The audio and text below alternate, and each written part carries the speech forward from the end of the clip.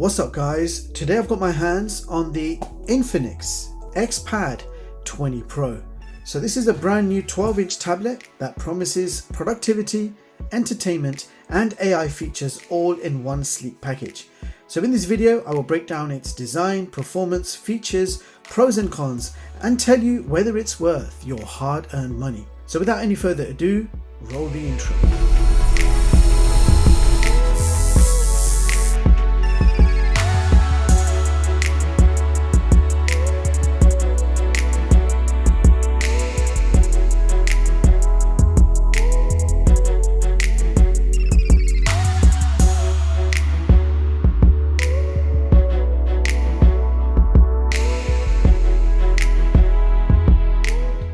So let's quickly check out what you get inside the box.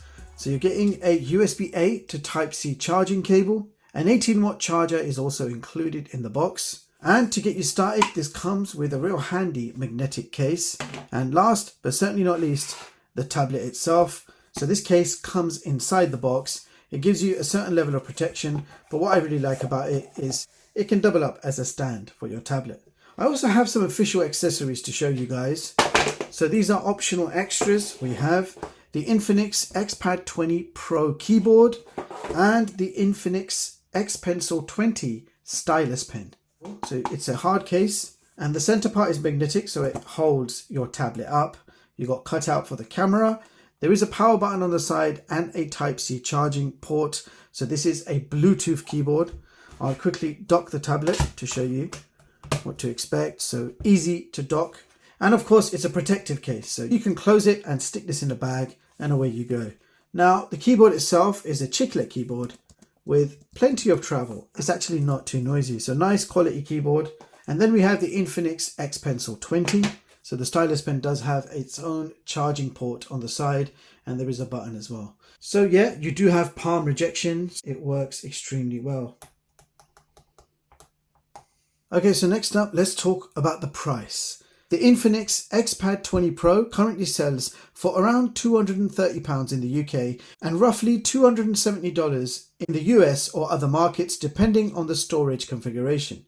Design-wise, the XPad 20 Pro looks clean and modern with an all-metal body.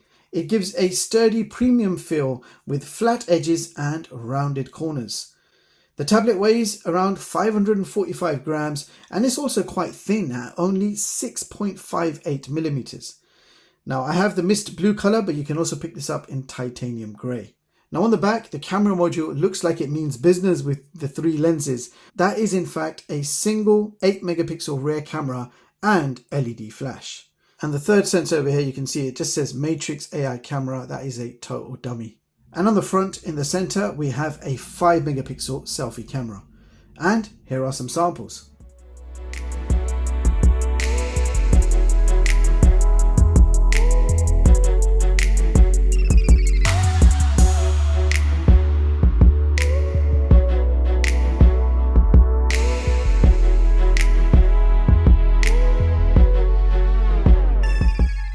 So results are fine for scanning documents or taking quick photos, but don't expect much detail in low light. For video calls, the front camera is perfectly serviceable, colors are natural and the microphone is clear enough for meetings.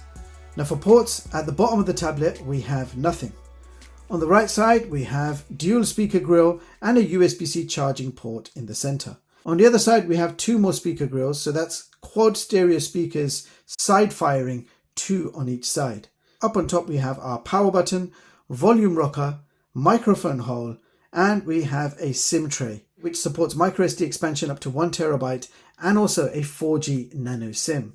Now please note this tablet does not feature a 3.5mm headphone jack, and also this tablet does not support NFC, so no built-in NFC either. And just to confirm, the Type-C port does not support display out. And speaking of display, you are looking at a 12-inch IPS display that's 90Hz refresh, and surprisingly it doesn't support dynamic refresh, so you only have the option to select 90Hz or 60Hz all the time. And you can see the bezels are fairly slim and symmetrical going all the way around. Now if we talk about performance, this tablet is powered by the MediaTek Helio G100 chipset running on a 6nm process with 8 cores and clocked at 2.2 GHz. And for graphics, we have the integrated Mali G57 with a choice between 4 and 8 gigs of LPDDR4X RAM. And for storage, you can choose between 128 or 256 gigs of UFS 2.2 storage. And just for context, I have the 4 plus 128 variant here in my hands. The tablet does also support virtual RAM expansion, so I believe you can expand by another 4 gigs of your free storage space. Furthermore, this tablet also features Wi-Fi 5 supporting dual band AC. You got Bluetooth version 5.2 and it is running Android 15, giving you a pretty bloat-free stock-like Android experience with access to all Google apps as standard, including the Google Play Store, so you can download all your favorite games and apps. Now, gaming-wise, you can play most games at medium graphics. Thermals are well managed, minimal heat even after extended use. And to give you a taste of that performance, let's check out COD Mobile graphics settings. Maximum graphics supported is medium and maximum frame rate supported is high. So let's go ahead and play around and see how it plays. Heads up, enemy UAV spotted. We've taken the lead. Enemy down. We lost C. Be advised, hostile sentry gun spotted. Enemy UAV spotted. Heads up, enemy UAV spotted. In the lead. Tango down. Enemy down. We've taken the lead. Sight.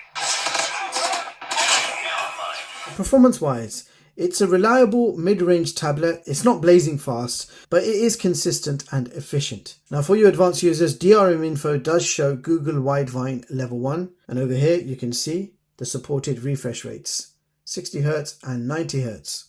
Okay, now if we check out Netflix, you can see that Netflix HD is supported. And if we go to Netflix playback specifications, you can see it confirms the DRM Widevine level 1, maximum resolution full HD, and HDR capabilities none. So this tablet does not actually support HDR. And here is Dev Check giving you more system information. You can see MediaTek Helio G100 Ultimate. You can see the clock speeds, and it does confirm the Mali G57. So that brings us to our benchmarks, beginning with Geekbench single core score 725 and multi-core score 1897. Now this tablet features a large 8000 mAh cell supporting up to 18-watt fast charging, and the charger is included in the box. Now the tablet promises up to 10 hours of video playback, which was quite close. We achieved 8 hours of non-stop YouTube streaming on this, so decent enough battery life. The battery will easily last you 1 day and even more depending on your usage. Although I must say the 18-watt fast charger means it's going to take more than 2 hours to fully charge this tablet from 0 to 100%. Now the XPad 20 Pro is based on Android 15. Now the UI is colorful, stable, and includes Infinix's productivity features like multi-windows, floating apps, and a PC-style taskbar when paired with a keyboard. The new Folex Assistant helps with writing, translation, and smart summarization. It can also generate simple artwork or search insights, though it still relies on an internet connection and it isn't as advanced as ChatGPT or Gemini. Security patches and updates are promised periodically, but Infinix doesn't guarantee long-term Android version upgrades. Overall, the software feels smooth with meaningful features that don't get in your way. So there you have it, guys. That was the Infinix XPad 20 Pro. And here are my pros and cons. The Infinix XPad 20 Pro combines style, functionality, and solid everyday performance in one sleek package. Its large 12-inch 90Hz display offers smooth visuals, making it great for streaming, browsing, or productivity tasks. The slim premium design gives it a modern look and comfortable feel in the hands.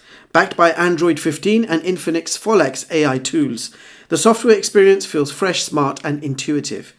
You also get 4G LTE connectivity for on-the-go access, quad speakers that delivers impressive sound, excellent battery life for long sessions, and the flexibility of up to 1TB microSD expansion, ideal for users who need plenty of storage space. Now on the downside, the XPad 20 Pro lacks some premium conveniences. The 18-watt charging speed feels sluggish for a large battery, and outdoor brightness could be better for clear visibility under sunlight. It also skips features like a fingerprint sensor, NFC, HDR support, and display out, which might matter to power users. The cameras are serviceable but basic, and the absence of a 3.5mm headphone jack limits wired audio options. So overall, the Infinix XPad 20 Pro shines as a stylish, feature-rich tablet for media and productivity, though it misses a few higher-end extras. So what do you guys think? Let me know in the comments below if the 12-inch 90Hz display is enough to sell you on this tablet. So that's all for this video, and if you want to see more of my latest and greatest unbiased tech reviews and videos, hit the like button, sub to the channel, and hit the bell icon. Thank you so much for watching, and I'll catch you all in the next one. Peace.